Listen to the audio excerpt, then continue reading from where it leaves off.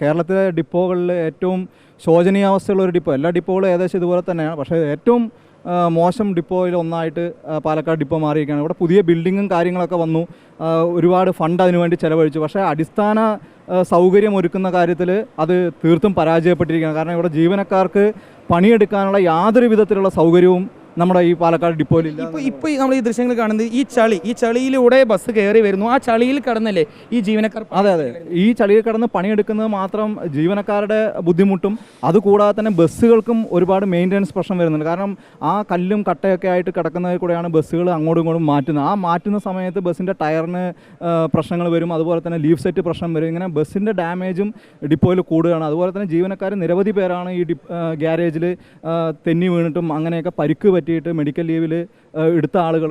ഗ്രൗണ്ടിൽ പോലും ഇല്ലാത്ത മാലിന്യമാണല്ലോ ഇവിടെ ഈ ഗ്യാരേജിൽ കൂടുതലാണ്. ഇത് നമ്മൾ മറ്റേ KST എംപ്ലോയീസ് സംഘടന നേതൃത്വത്തിൽ ഇത് നമ്മൾ പരാതി പല പ്രാവശ്യം ഉന്നയിച്ചിട്ടുള്ളതാണ്.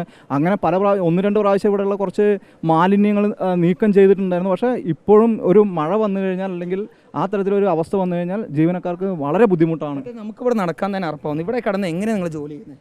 ഇവിടെ ജോലി ചെയ്യാന്ന് പറഞ്ഞാൽ ഇപ്പോൾ കാലിനൊക്കെ അസുഖങ്ങൾ വരുന്ന അവസ്ഥയിലേക്കാണ് പോകുന്നത്. പിന്നെ ഇപ്പോൾ ഈ പനി ബാധിച്ചുകൊണ്ടിരിക്കുന്ന സമയത്ത് ഈ ഇതിൽ എന്തെല്ലാം മാലിന്യങ്ങൾ അടങ്ങിയിരിക്കുന്നതെന്ന് ദൈവത്തിന് പോലും അറിയില്ല. ഈ അവസ്ഥയിൽ ഇങ്ങനെ ഇവിടെ കിടന്ന് ഈ പണിയെടുക്കുന്നത്? പണിയെടുക്കാന്ന് പറഞ്ഞാൽ പണിയെടുക്കാതെ വേറെ വഴിയില്ലല്ലോ. സൗകര്യം ഇല്ലാതാകുമ്പോൾ നമുക്കിങ്ങനെ ഇപ്പോൾ ഈ വണ്ടികൾ ഇപ്പോൾ ഇല്ലാത്തതിനെ കൊണ്ടാണ്. അപ്പോൾ കൂടുതൽ വണ്ടികൾ വരുമ്പോൾ ബുദ്ധിമുട്ടാണ്. അപ്പോൾ നിങ്ങളൊക്കെ ഈ ചളി കിടന്നിട്ടാണ്? ഞങ്ങൾ ഈ ചളി കിടന്ന് വർഷങ്ങളായിട്ട് ചളിയല്ല മൂത്രം അവിടെ നിന്ന് ഒഴിച്ച് വരുന്നത്. ഇവിടെയാണ് വാഷ് ചെയ്യുന്നത്. ഇവിടെ രാത്രി കാലങ്ങളിൽ ലൈറ്റിൻ്റെ കുറവ്, ഇവിടെ പായൽ പിടിക്കും മഴക്കാലമായ. ഇവിടെ ആൾക്കാർ നമ്മുടെ ജീവനക്കാർ നൈറ്റ് വരുന്നവർ വന്ന് ഇവിടെ കഴുകാൻ വരും.